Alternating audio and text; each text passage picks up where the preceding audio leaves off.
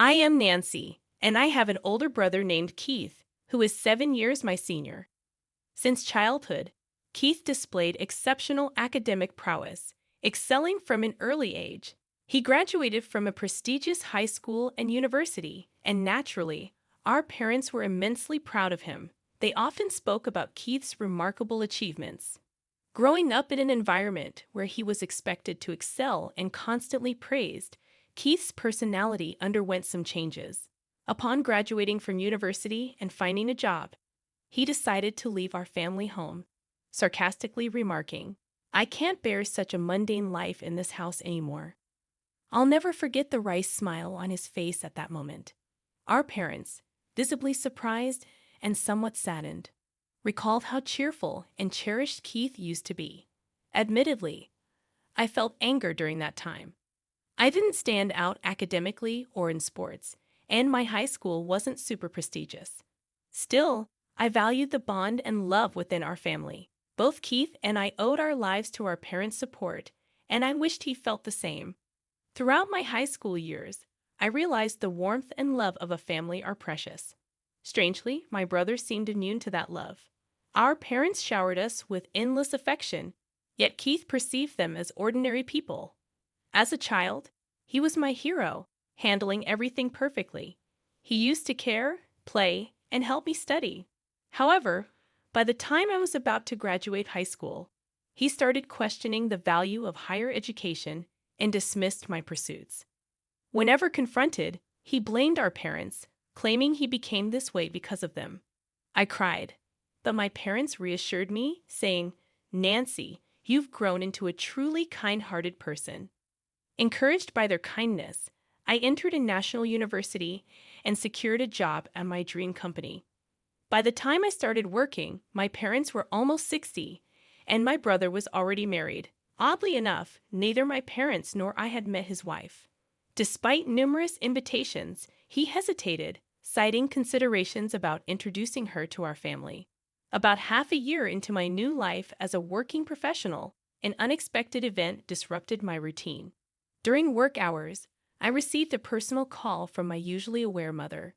Concerned, she inquired about my well-being and then dropped the bombshell. "Your father suddenly fell."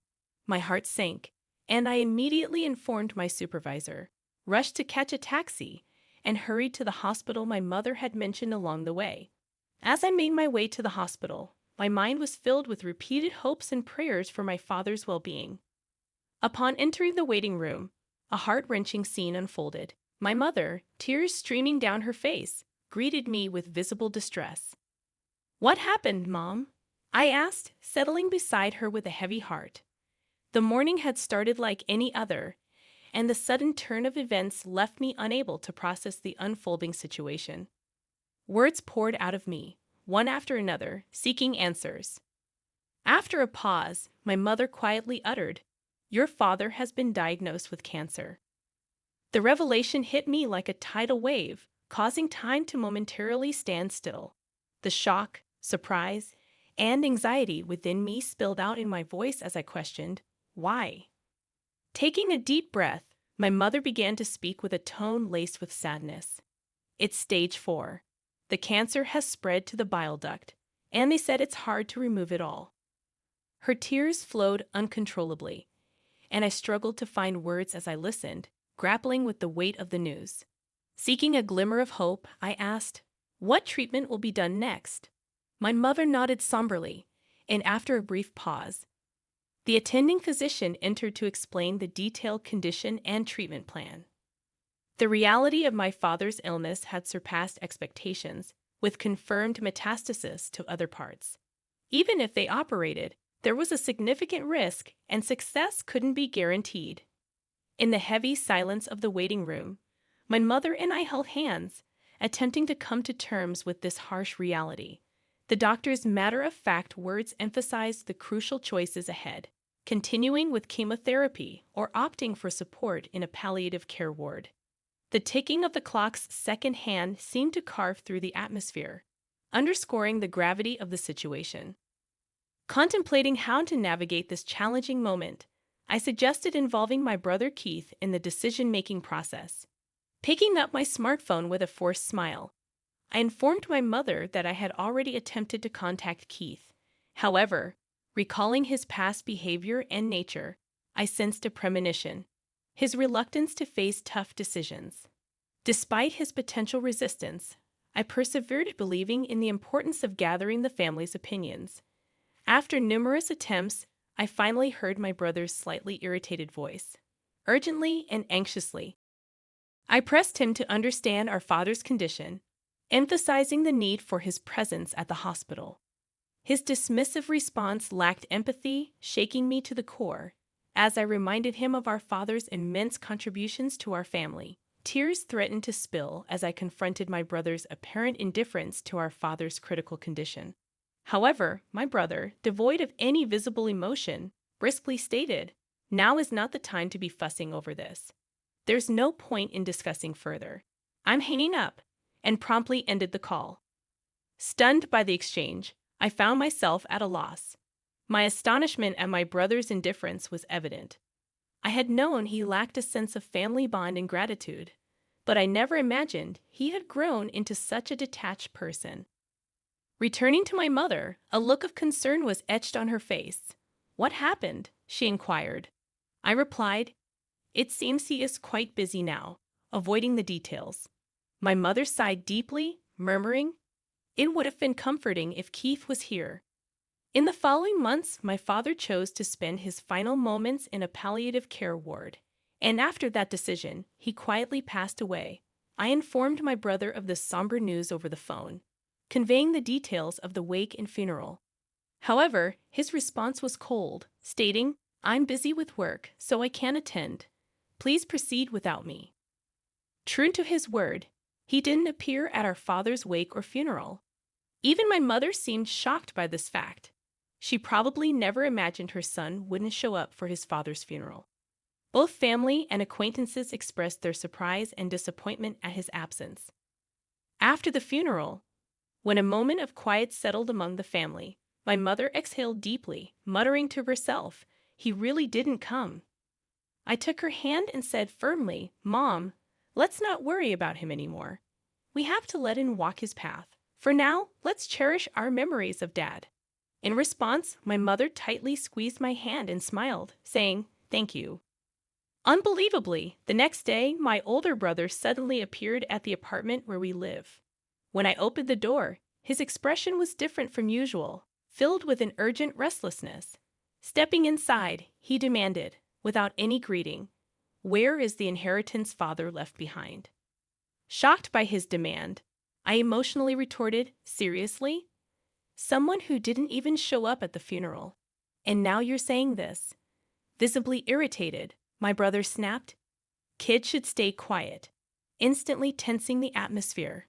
My mother stepped forward to calm the situation, explaining, "Apart from this apartment, your father didn't leave much behind." "There's no way that's true." Retorting in frustration, my brother barely concealed his anger. Remaining calm, my mother placed my father's passbook on the table for him to see. Flipping through it, it became clear that all the savings our father had were transferred to a different account. "What is this all about?" my brother exclaimed in surprise. Gently, my mother replied, "Your father had instructed to move all the money to my account earlier. Also, this apartment's name has been changed, and now it's in my name." Taken aback, my brother was at a loss for words. He merely clicked his tongue in frustration and left. As we watched his departing figure, we were once again filled with admiration and gratitude for our father's foresight and his plan to protect the family. A few months later, my mother suddenly fell, and she was immediately taken to the hospital. It was completely unexpected, and the family was filled with shock and concern. The diagnosis revealed that she had pneumonia, and it was in a more advanced stage than we thought. I recalled that she had been coughing slightly lately, and when she visited a small clinic, the diagnosis was a minor cold.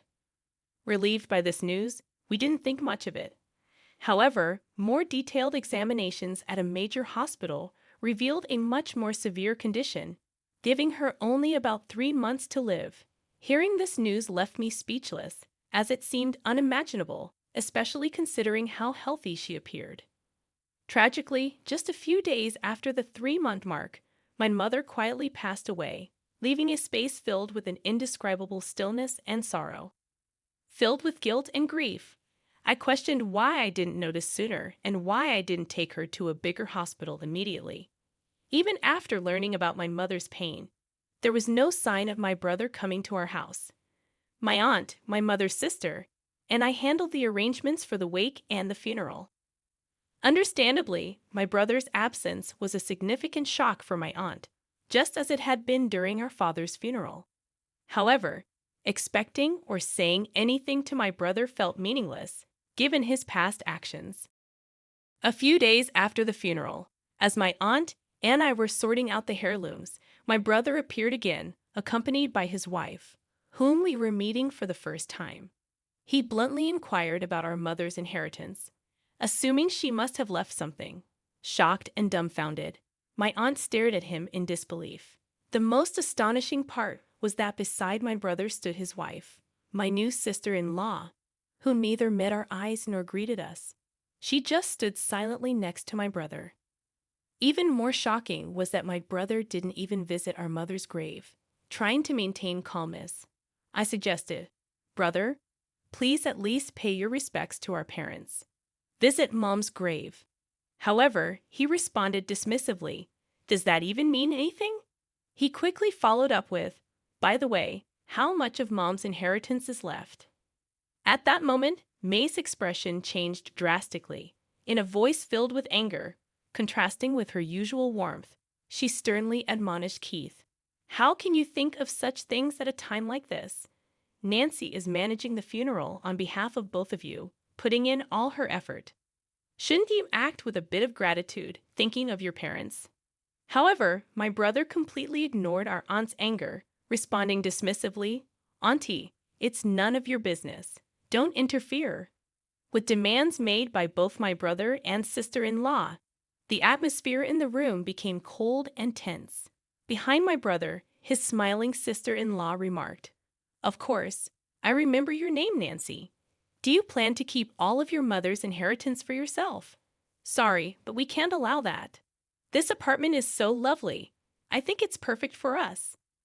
I never imagined that my brother and his wife would make such audacious demands. "Why should I have to leave for the sake of both of you?" I asked, my voice quivering. Undeterred, my sister-in-law continued, twirling her finger. "This apartment has just been renovated, and its location is amazing.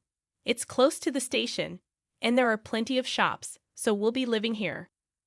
My anger reached its peak, and I couldn't hold back. "Big brother, all you care about is the inheritance. What are you thinking?" Turning away, my brother let out a heavy sigh, remarking, "Such vulgar behavior. Do you think raising your voice solves everything? We'll be back here in 3 days. Have everything ready to move out by then." Their intentions became crystal clear with those words. A mix of my anger and sadness bubbled up, and I couldn't stop my tears from flowing. However, this wasn't just a one-time event. Determined, I wiped my tears. My aunt gently tapped my shoulder and handed me a letter. The delicate handwriting of my mother adorned the envelope's surface. "What's this, Auntie?" I asked, carefully opening the envelope. "Your mother entrusted this to me for a just-in-case scenario. She told me to give it to you at the right moment," my aunt said, tears forming in her eyes. Unfolding the paper inside, my mother's beautiful handwriting filled the page. "To my precious Nancy, if you are reading this letter, it means I'm no longer in this world. I'm truly sorry for our parting." Warmth filled my eyes, tears beginning to flow. "You might have Keith visit the house concerning the inheritance, but don't worry, everything that your father handed down to me is now yours." I was at a loss for words. I had no idea my mother had thought this far ahead and prepared everything in advance. "I'm sorry for suddenly leaving you alone, but I'm at peace because I've seen how much you've grown into a wonderful person. While learning is essential, it's not everything. The kindness and compassion you learn through your interactions with people are what I believe hold the most value. Your father and I were genuinely happy to see you grow up with such a warm heart until our last days. Words can't express just how proud we are of you. I truly want to express my heartfelt gratitude. Thank you. Overwhelmed, I read on, deeply moved. Mom. The words before me blurred with my tears, but I was determined to take in every sentiment my mother had conveyed and continued reading. Actually, after your father passed away, following his wishes, I secretly changed the apartment's ownership to your name. I'm sorry for using your seal without permission, but it was both your father's and my wish. Please don't be angry. Life has its ups and downs. Even when things get tough, we want you to persevere and live your life fully. So stay strong and find your happiness. The letter ended there, tears streaming down my face, wetting the paper. My aunt, standing next to me, pressed her eyes and shed tears alongside me. Your sister truly cared about you. In her heart, you were a treasure, my aunt said, gently holding my hand. From the envelope, a bank book in my name emerged. It seemed like something my mother must have secretly made in the past. To my surprise, when I opened the bank book, a substantial amount was recorded. I felt that this was probably the inheritance from my father that my mother had saved for me. A few days later, my brother and his wife showed up at the house without even knocking on the door. They entered as if it was their own home. It's time for you to leave, just as promised, right? My brother sarcastically said. As I stood still, my sister-in-law became irritated. Isn't it your duty to leave quickly? She said, almost as a command. For a moment, I felt overwhelmed by the atmosphere, but I took a deep breath, looked them straight in the eyes, and said calmly, actually, this house is now under my name. With that statement, the room's atmosphere became tense. My brother and his wife looked at each other, exclaiming, What? What kind of joke is this? I am the eldest son. I should inherit the house, right? Clearly shaken, my brother said. Beside him, my sister-in-law stared at me, saying, This is the first I've heard of this. However, I had decided to state the facts. The house and the inheritance are all managed under my name, so there's nothing to divide. My brother frowned. Then hand over half of that inheritance to us. But I questioned his face turning red. This money was left for my future and to ensure that I take care of the house. You always looked down on me, and now you're asking for money? What changed? Surprisingly, my sister-in-law exclaimed, Wait, what is this? This isn't what we were expecting. From what I gathered, my brother recently faced significant trouble at his job and was subsequently fired. Not only that, but he and his wife were moving from one-day job to another, seemingly in a tight spot financially. They probably had high hopes for my mother's inheritance and the house. But with my revelation, their expectations were shattered, and they began bickering, placing blame on one another. Watching their childish dispute, I thought, what can possibly be gained from all this? To them, I said calmly, This is my house now. If you make any unnecessary fuss, I'll call the police. Trembling with anger, they reluctantly accepted my words and left. Since then, I've had no contact with them. I deliberately deleted all their contact details and began a new life in this apartment. This apartment is my treasure, filled with memories of my father and mother. Now I have a loving partner by my side. We plan to build a new family in this apartment. He respects my decision and proposed that we take the first step of our new life here. Our future is bright, and I want to pass on the warm love my parents gave me to the children we will have in the future.